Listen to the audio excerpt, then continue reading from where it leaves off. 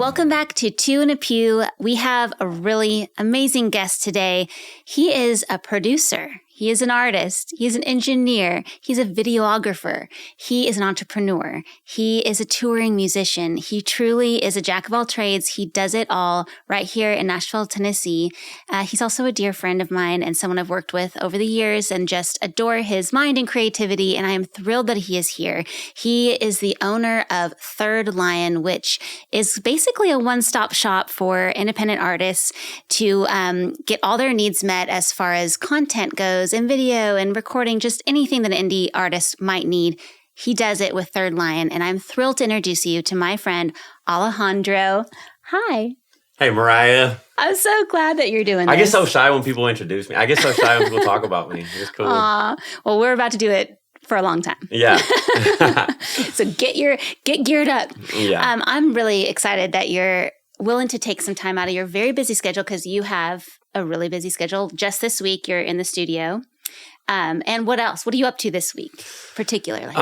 So I have a new artist that I was working with last week that I'm wrapping up a couple things because, she's got a couple Christmas songs coming out. Her name is Lexi. She's sounded awesome. Mm-hmm. And then I have some video work that I'm wrapping up for Julia Cole right now. Mm-hmm. And a bunch of stuff. And then my buddy Rob's in the studio right now doing some original music. So all that. And then on top of that, just a lot of scheduling that goes on. A lot of scheduling for different photo shoots and videos and everything. And like managing my next month. And then still trying to be creative. And, I was like writing songs over here on the way, like in the car. I got like instrumentals I play. And then that's what I'm doing all my own creative writing and everything. So. Yeah. Because you're also an artist. I don't As of recent. Yeah, exactly. I want to dive into that a little bit later, because that's this is a really cool aspect of your creativity that you're really diving into. So I want to save that for a little bit later.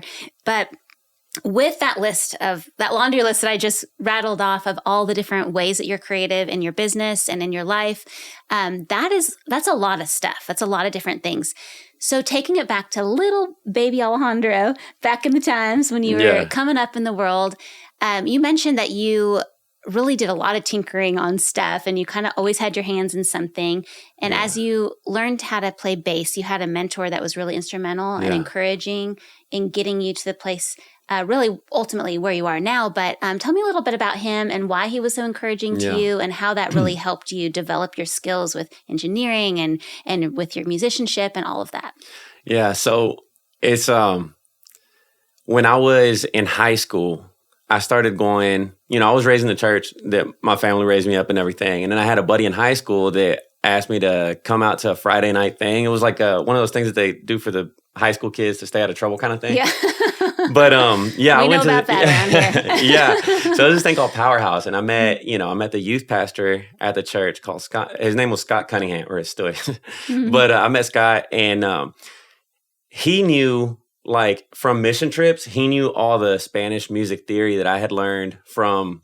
Well, I didn't know it was theory, but whenever I learned how to play, I learned in Spanish. My tío Nolo, my uncle, he had taught me all my chords and everything, but it was all in Spanish. And so, when I met Scott, he was like, "Oh yeah, no, this do is C and this is that," and so he started relating it. So in my head, I started understanding how to play guitar in English. Mm-hmm. And so the youth group, there was a bass player who was, he was so good. His name was Justin Tabor, one of the nicest bass players I've ever met. Like he was good. Mm-hmm. And he started touring with a band. So the youth pastor at the time, Luke Prohaska, he asked me if I want to play bass, and I was like, "Well, how long?" And he was like, "Forever." And I guess I just take it serious, But forever. He was like, "Forever, ever." And so that's how I started playing bass. Well, Scott, the youth pastor, he saw that I took a liking to the bass, and the intern that he hired that summer just so happened to be one of the baddest bass players I've ever met. His name was Daniel Eaton. Okay. And I think he's out in California now, but Daniel is like just this like funky, like he's just so good. He's just so good. And like every Sunday after church, he would just like show me things. And it started just like, I remember the first time he showed me something, he's like, "Look, just this is how you slap. This is how you slap. And he showed me, because it was cool. You know, I wouldn't know how to slap the bass. So it was cool. He started showing me, and he's like, look, just get this right here. He said, right between the fretboard and the picks, you know, the pick guard, or the, what do you call it? The pickups. He said, right there on that little edge of wood, he's like, that's where your tone's going to sound the best. And he's like showing me how to, you know, and he's like, just this one string. He's like, this is your homework for the whole week. Wow. And he would just like get me to slap that one string. And the next day I'd come back and it sounded pretty good. And he's like, okay, we'll do this. Well, by the end of the summer, he had showed me like half of Victor Wooten's classical thump, which is apparently one of the hardest things to play. That's so but cool. Yeah, but like, but that's he what started with the nuance of it, really. Yeah. He just, you know, I think he understood my brain, you know, and he knew how to get me hooked on something. And every week I'd come back and I had learned what he had taught me and everything. So that's amazing. Yeah, but it was kind of one of those things where I wasn't expecting to be a bass player ever, and then ended up taking a liking to it, and kind of, you know, it set me up for a lot of stuff. It changed my life, you know. Yeah.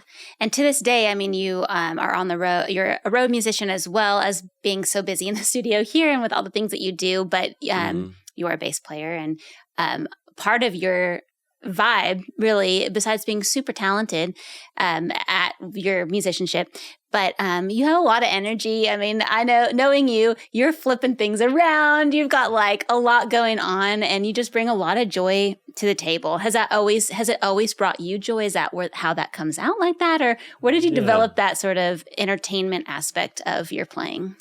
I think so. Yeah. I remember when I was a little kid, like me and my mom bought me and my sister little guitars at a little shop. We'd go to Mexico every summer and every winter, and anytime we could, we'd be down there. And I remember one time my parents bought me and my sister these little guitars. They were just, you know, we didn't know how to play them, but we were, you know, we'd be on the little picnic table at my grandma's, and we'd be like playing these little shows. We'd be rocking out, and I'd be like jumping off the table thinking it was cool. You know what I mean? So like when I was little, you know, I remember for some reason I just naturally just decided that it was more important to jump off a picnic table and learn how to play. So you know, like it was always kind of like a thing. I guess like that was just something that was inside of me. And then, you know, when I started playing, it just seemed to be, it's fun. You know, I like playing. I like making sound, and I don't know. I don't feed off of people's energy. I like to like initiate it, and then once it's like initiated, then that feedback is kind of rewarding. You know, absolutely. So kind of weird. You're kind of the kickstart in a lot of ways. And sometimes I feel like, you know, and then sometimes I feel like it is, you know, most of the time I feel like I like to, you know, I like to get the party started. Yeah. Isn't that weird? No, I think it's so great because I've seen you play before, and you've been on the road with many artists over the years, and you really just bring the fun and bring the joy. But you kind of do that in conversation. You do that in the studio. I've worked with you on different projects, and you bring that all the time. So that spark of energy is something that is really valuable. And I feel like God does equip us with our special little pockets and niches. Yeah. And one of those things can be the way that we exchange energy. Some of us are a little bit quieter, kind of bring that calm peace. Some of us are igniters, you know, but we takes all kinds. So not weird at all. I think it's amazing. Yeah. Kind of getting into your brain a little bit. I feel like, because I listed off a whole laundry list of things that you are actively not just dabble in, but you make a living at all of these creative ventures. I think there's kind of a common joke that goes around of like, if someone's doing lots of different things or maybe gets distracted here or there, people will say like, oh, you're so ADD. It kind of gets thrown around very like flippantly as a joke. Yeah. But in your story, you had a moment where realizing that's part of your actual life and part of your actual brain that became more of a blessing than a hindrance for you. Can you expand on that? Because I feel like that could really touch some people's hearts that do develop that or experience that in their life, and maybe hear the negative connotation towards that as opposed to how you see it. Yeah, no, ADD is so cool. ADD is super cool. So when I graduated college, I had a job. I was doing database management for a healthcare IT company, and I was just crunching spreadsheets, right? Like, and I was actually pretty good at it. Here's the messed up thing is like I like spreadsheets. You know what I mean? Like, and I like numbers, and I can like geek into anything. But so when I was doing that job, though, you know, obviously, like I had a separation between music and that, and for some reason, it's never clicked in my brain that music is like something that should be like a part-time. It's just always, you know what I mean? Like, it's never clicked in my Yeah. brain. That like, but anyways, I had a boss that called me in her office one day, and she's like, "Hey, I heard you were falling asleep in a meeting." Oh no. Snoozing. Caught snoozing. Yeah. And I was like, "Yeah, yes, ma'am. I'm sorry, and it won't happen again." And she said, "No, it won't happen again." Oh shoot. And I was like, "Golly." Yeah. So I went to. I was like, "I'm gonna get fired." So I went to a doctor, and she said, "Look, take this little test." She gave me a little test, whatever, and she came back and she's like, "You have ADD. You're borderline ADHD." Oh wow. She said, but the crazy thing about ADD people is that when you're ADD, you can't focus on something that you don't love. Like if you're doing something that you're not crazy about, like your brain wants to go in a million different places. She said, but when you love something, you can hyper focus on it. She's like, that's the flip side of it. When you love something, you can actually hyper focus into that thing. And in my brain, I was like, okay, so I just need to do things that I like to do. You know what I mean? Yeah. So yeah, and that job was a blessing for me, but I quit that job, and I dedicated myself to making a living off of. That was like literally like 2 months after that conversation with that doctor. I tried Vyvanse, and I was just grinding my teeth, and I didn't like it. I felt like I didn't feel normal, so I just and if anybody takes Vyvanse, like, hey, it is cool. Yeah. But we support anyone. Yeah, following their doctor's orders. Yeah, do your Yes. thing. No, Yes. but I didn't feel like me. I felt like I was forcing my life, and so I ended up leaving that job, and I told you about my first business out of college where I was making like remixes for cheerleaders and stuff. Yes, I actually love this story. I would love for you to touch on this a bit. Yeah. If you can. Like right now? You want me to get into let's it? do it right now. Yeah. Like, let's do this. Yeah. Let's so this pivot. is pivot. Man, we're going like we're touching all the bases we today. started at little kid.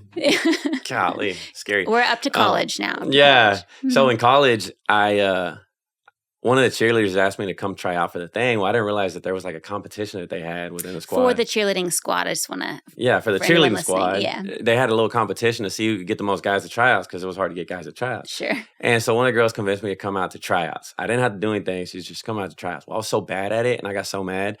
And I didn't make the squad, and then that really made me mad. Yeah. And I don't like being bad at things.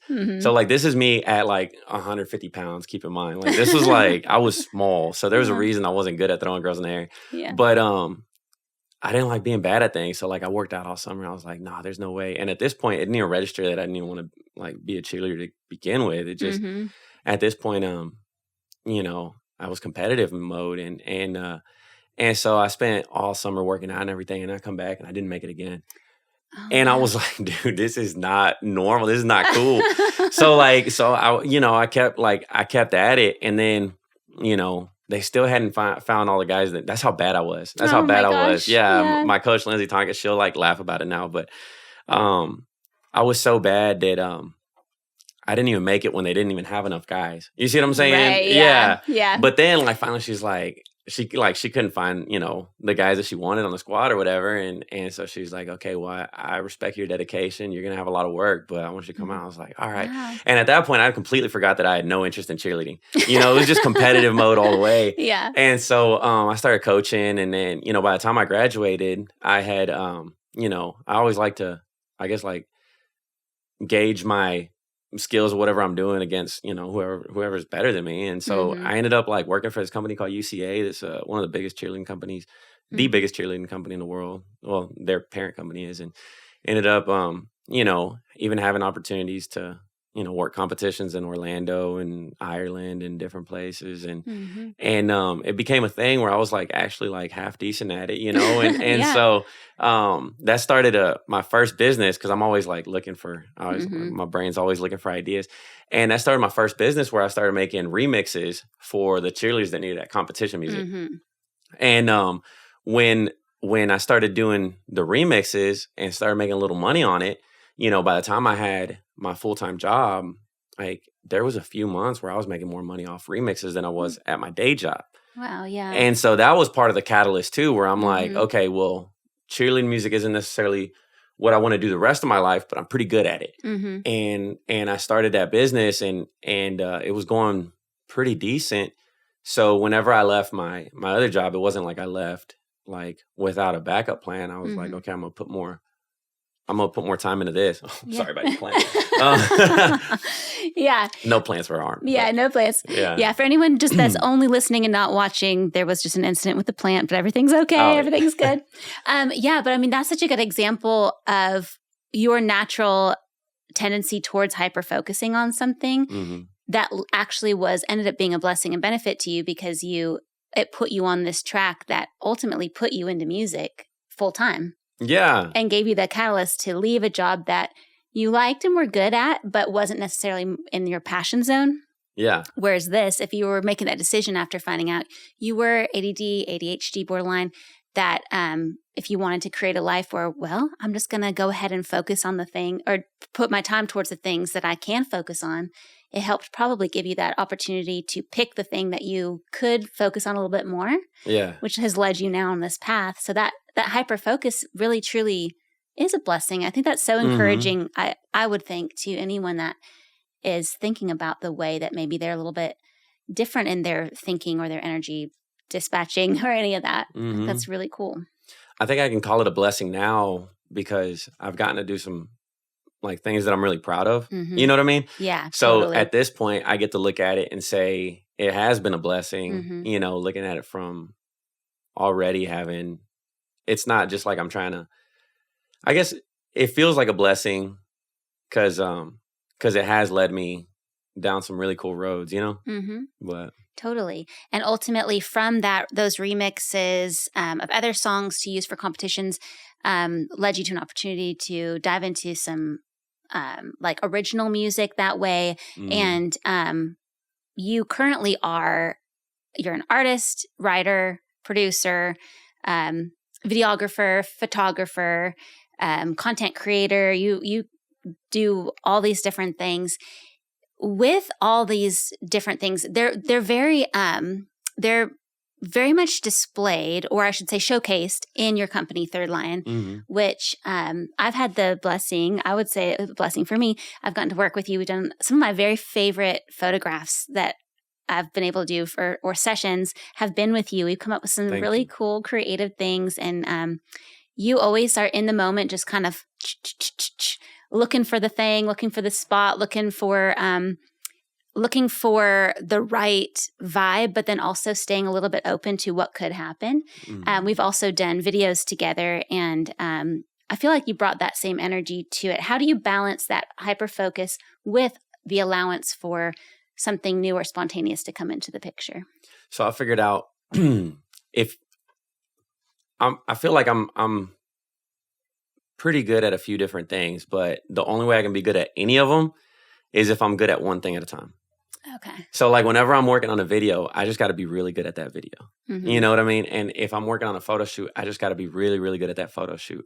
And if that photo shoot's at 6:30 at night and the sun goes down in 15 minutes, I just got to be really, really good for those 15 minutes. Right. You know what I mean? So like I like to separate things, and the only way that I'm as good as I am, well, you know, people tell me I'm good. I do like my work. I do enjoy my work. But yeah, the only way I've been able to get to the point where I like my body of work and I enjoy my body of work and I'm proud of it is by doing one thing really well at a time. And like when I slow it down like that, you know, that's how, I guess maybe that is where that hyper focus comes in. And for just, it's, I guess like living in the moment kind of thing. I think like Kobe Bryant used to talk about living in the moment and how his coach would tell them to be in the moment and being present and stuff like that. And I think there's something to be said about in the creative world, if you can be present right now, you know, and you just got to capture what it is that you're doing right now. And when you can capture right now better than anybody else, like, you know, and it's not even a competition at that point, you know, your most unique asset, which creative people are always looking for, you know, a way to be unique, but your most unique asset is yourself.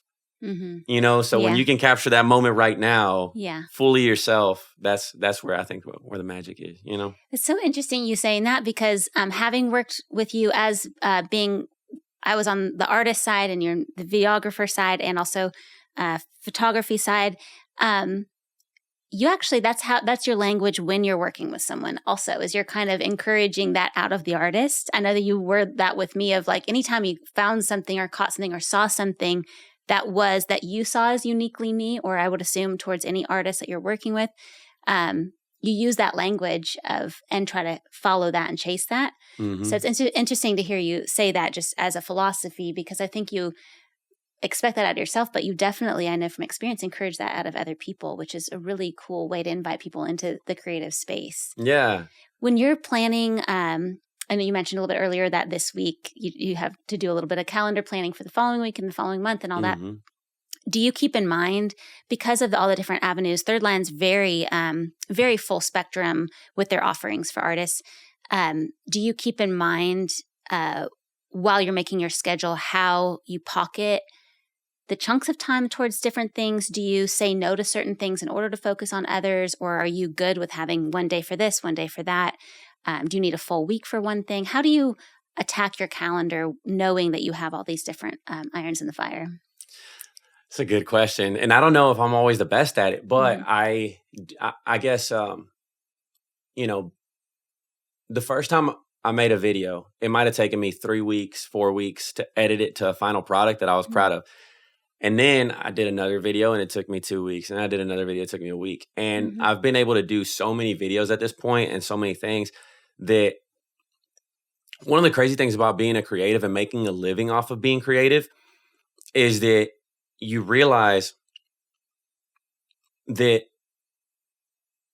the hardest thing is the first year, 2 years, 3 years, 4 years, 10 years that you are making a living off of creative, because it takes longer to do it right the first time. But if you can do it right the first time, the second time is easier. And if you can do it right the second time, the third time is easier. And then, after you've done it so many times, you kind of know how long it's going to take you to turn around something that you're proud of. Right. And that's always kind of the measure, is like, okay, how long did this take me? Am I proud of it? And when you get to the point where you can gauge about how long it's going to take you to do something you're proud of, and you figure out how to charge where you can invest the right amount of time into it, because you still got bills and everything like that, right?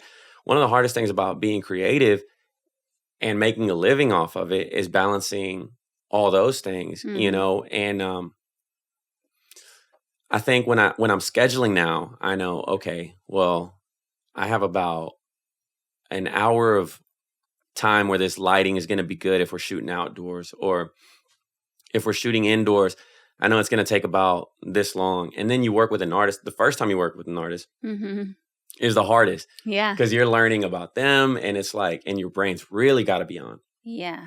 So like when you work with an artist, like for instance, I work with Julia Cole like every week, and we're always putting out content, and she's a content machine. She's one of the most dedicated artists I've ever met. Right. And when we're working together, I know, okay, well, we're going to go in and it's going to take us about this long to shoot the thing. It's going to take us about this long to edit it. And then we're going to need revisions by, so there's deadlines on everything, and you kind of measure out, you kind of have a feel for how long things are going to take. But yeah, when I'm going in and I'm scheduling, I'm thinking about a lot of things, but really the only reason I'm able to pump out as much content as we do is because of the reps, is the times that I've done it, and kind of like keeping track in my head of and some people write it down. I think it's probably even better to write down, like, if you clock yourself and you're like, okay, it took me this long. But as a creative, everybody wants to get paid like an hourly rate, and everybody wants to say like, okay, well, I'm gonna make $13, $14, $15, $20, $50, $100 an hour. Yeah. You always want to like know how many dollars you're going to make in an hour. But the reality of it is, when you're getting into it, you have to be willing to work 16 hours for $3, knowing that you will eventually work 1 hour for the opposite, and yet builds on itself. I mean, if Yeah. you're not willing to put in that effort, I think that's one thing that is really interesting and unique is that you do approach your creativity so much like a business, and yet you still foster your creativity. You have you are an artist, and I want to touch on that a little bit more. But you really have a dedication to excellence and execution, and part of that leading ahead of time, putting your time and effort into getting good enough to where you are worth earning the what expectation you might set for yourself or the goals you might set for yourself, but attacking it so much as a business. So how do you find the balance of this is my business, and then also staying creative in your heart and feeling that like those sparks? I think feeding it. Yeah. No, that's such a good question. It's such a tough one, but it's easy at the same time. I found a balance with myself, and I'm still always trying to learn how to be better, do better, have a better product, have better business, and everything like that. But the balance for me has been just being like radically transparent with people and being like, having conversations where it's like, okay, well, this is the work that you want. This is what goes into it. And at this point, at first when I made my first music video, maybe there wasn't a demand for me. If there's a demand now, then I have to measure, okay, well, where am I going to put my time that's good for me and my team? Because now it's bigger than me. Right. So now I got to be thinking about, my videographer, and I got to be thinking about, when I'm going to make time for my family, and when I'm going to, like all these things, I got all these different things that I'm trying to balance. So I try to just be honest with people and say like, look, this is the work that you're looking for. This is, and just like kind of keep an eye out for,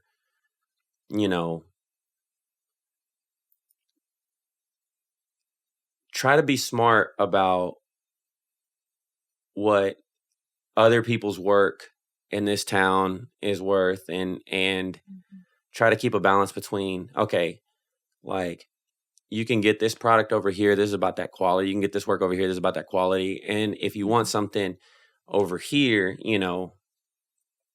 just kind of like always kind of reading the room, and kind of knowing like this is,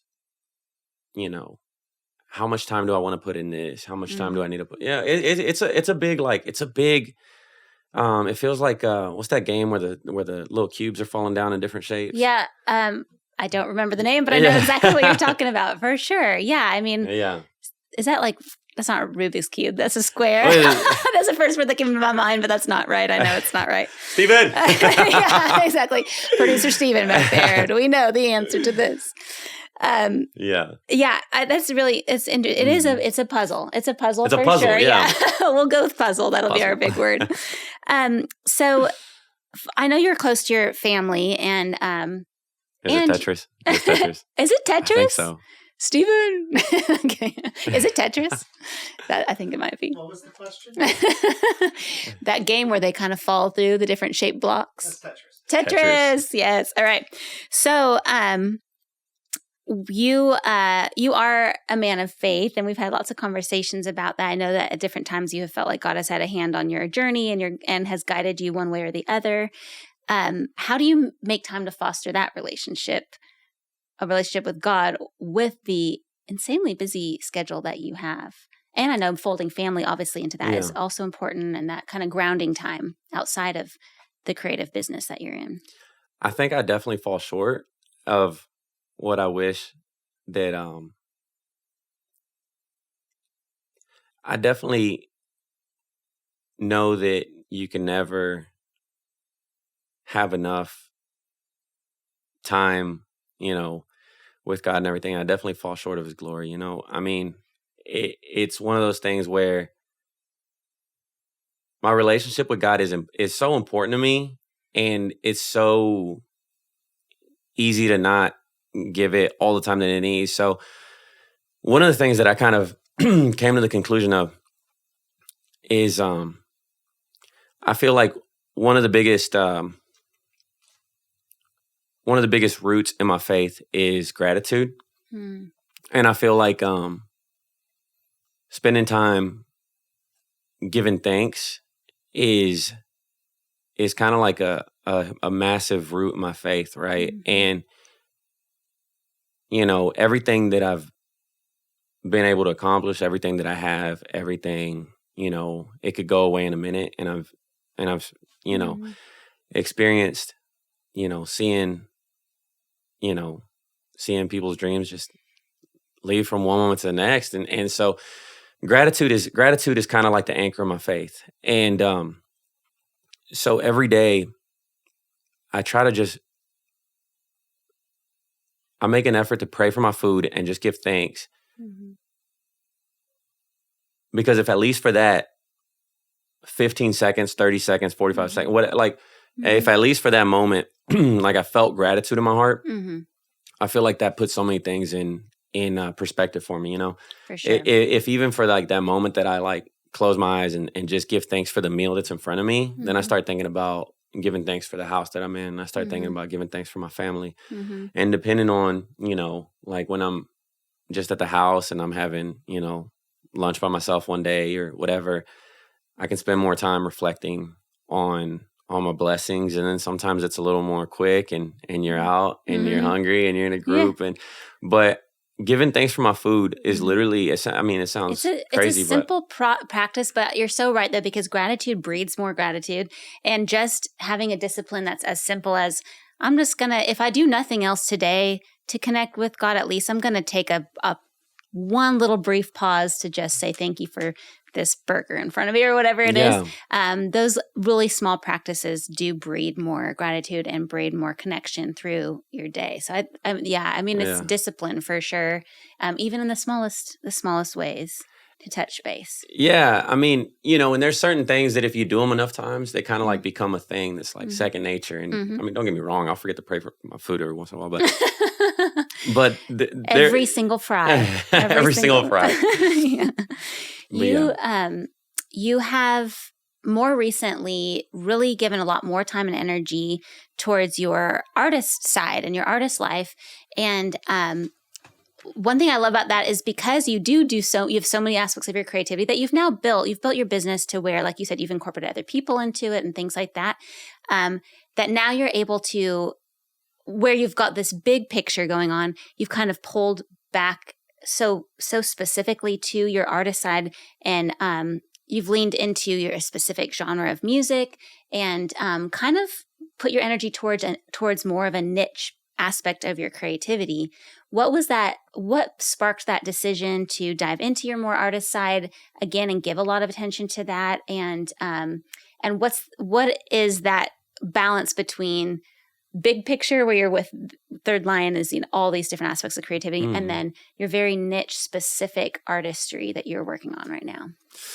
I think I can be the best version of me whenever I um when I do the things creatively that fulfill me. Mm-hmm. I can turn around and be a better creative for you, for any of my clients, right? Like I Mm-hmm. can be a better creative for them when I've taken time on something that I like and I want to do, and Mm-hmm. I started doing the music thing. I started doing my own original music just because there's so much like creativity up here that just needs to get out. And at Mm-hmm. first it was just like I was just making beats, and I was just Mm-hmm. like, at first, it's just a couple like writing some guitar licks and stuff like that. And then I started working with some people that I enjoy working with, and I always like surround myself by people who I like their talent. And I started making some. I had a project called Color Storm with a Mm-hmm. buddy Dale, buddy Asher, and my Mm-hmm. friend Becca jumped in on it, and just some different people that I like their style. Like I like what they were doing, and the project was really just a creative outlet for me. Mm-hmm. And in that process, I started throwing a little bit of singing in there, a little bit of rapping or whatever, and I was like, man, I kind of like this, so I kind of dove into it more. And like for me, I always have like this level of expectation of what I want to put out in the world. Like I always have Mm-hmm. this level of expectation of like it's got to be at least this, and Mm-hmm. so I started diving into that, and the more I did it, the more I kind of found my own voice. And basically, for me, all my music's in Spanish, right? Like all my music's in Spanish for the most part, right? And it's just because I just listen to music in Spanish. Yeah. You know what I mean? That's how I you. consume music. That's how I consume music. So that's what's in there musically, you know, and I spend all day talking to people in English and producing, you know, English speaking music and everything like that. But at the end of the day, when it's me time, you know, I just have this music that is a reflection of what I listen to and what I like and what I grew up on and everything like that. And that's what wants to come out, you know, that's what wants to come out in the world. And so I do that. And there's part of it too, you know, where as a producer, I can be a better producer for you if I've taken the time doing something that I love for, you know, on my day off. And I spent, you know, 16 hours in the studio just like nerding out on something that I really, really like. Yeah.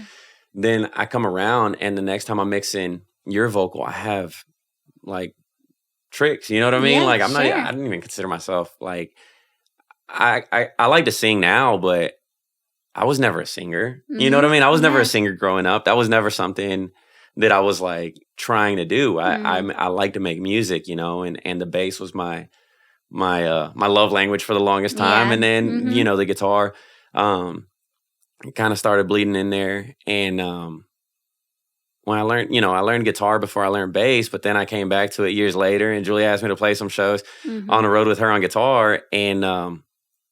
And I did, and it made me a better guitar player. And then I had ideas on that I wanted to lay down. So all my artist stuff is really just like at the end of the day when I'm working with everybody else's stuff and I've gotten inspired by them and I've also delivered product to them. It's like, what do I want for me? And there's always a balance in that. And there's always a reward in that too. Cause you know, like if I'm putting out my music and I release it and I own it, like there's a potential for that to change my life one day. So I don't have to bank on any particular client to change my life, you know, and I can give you my best because I have no expectation, you know, I have no expectation of, I don't just like need any one particular project to work. I need them all to work, you know, and if, you know, if one day, you know, one of my songs does really, really well, then great. If one of your songs does really, really well, then great. Like I get to celebrate them all, you know. But yeah, that's kind of a playground. I mean, you have your you have your wide playground of all these different aspects, things going on, different projects, different artists, different clients, and then you have your playtime with yourself and your own creativity and exploring that. That's really fun and really cool. And creativity is supposed to be fun. That's like part of it. You know? Like we have the luxury and blessing of making creativity a business, but majority of the time creativity isn't a business. It's a lifestyle and it's a connection to other people, a connection to ourselves and our like inner selves, our true selves, to God, all of that. Like creativity is supposed to be fun and a spark and an expression. We just so happen to have the opportunity to make it into a business. But if you're neglecting that fun side, that outlet, which is what you're really diving into, there's a lot of power in that. There's a lot of power. You mentioned this earlier of kind of finding your thing and like leaning into what makes you really, really special. How would you give advice towards, and this could be anyone listening that's in a creative field, or maybe in a totally different type of field, just a business field, accounting, like anything really. How would you encourage someone to find their thing and lean into it? Because I think if you're a creative-minded person, it's a little bit easier to be like, what is my thing? What do I like doing? How do I feel? You know, we're all like, feel. Yeah. But if you're in a more structured environment, how would you encourage someone to find that thing? I think,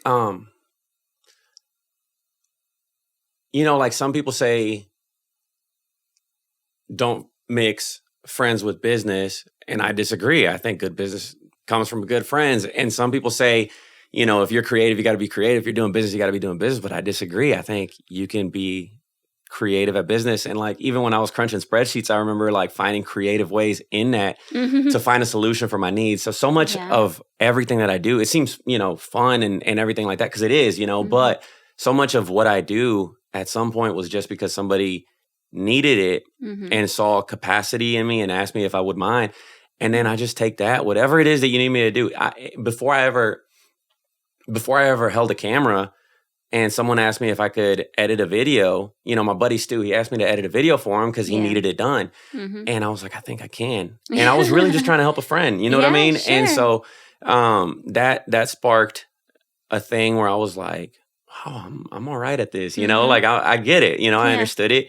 And it was just another puzzle. Mm-hmm.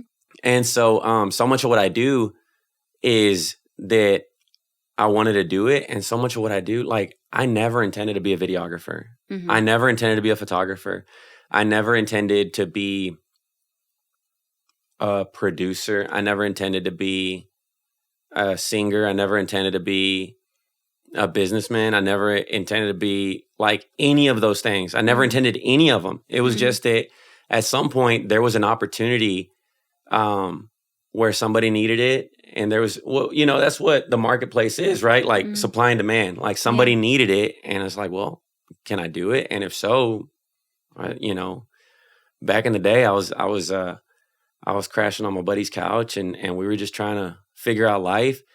And if somebody needed some photos taken for $50, that was a blessing. Why That not? was a pack of chicken and some tortillas and cheese, so, Absolutely, yeah. So it's For so much sure. of it is like, I think that it's all supposed to be married together. I think you're supposed to be creative in your solutions. And I think you're like, even if you're driving down the road and like, man, I see a lot of traffic right there, but I think I took that route the other day.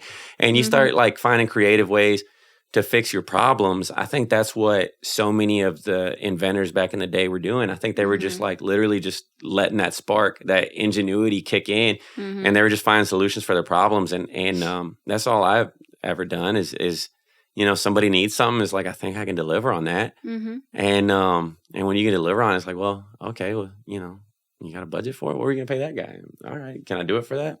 All right, I'll try it. And then some of it, most of it, like, whenever I get to doing a job, if I can remind myself to be grateful for the opportunity, and I can remind myself to just live in the moment and enjoy the moment and like be passionate about what it is that I'm doing. My resume is extensive because of that. My resume is extensive because every opportunity that I have, that I've taken and I've dove into it and done the best job that I can, I came out on the other side with somebody thinking, that it was good, and then I hate being bad at stuff. Like I told you, like I'm very competitive. A standard of excellence for yourself and for your surroundings. And that's a great thing though, because like you said, if you have this excellence, that standard for yourself, but you also have a willingness to try. Yeah. Even if that might not come out excellent first. Oh, and it's scary. But the opportunity to try again. It's scary, especially if you have that level and like, I don't want to fail. I don't want to be bad at this.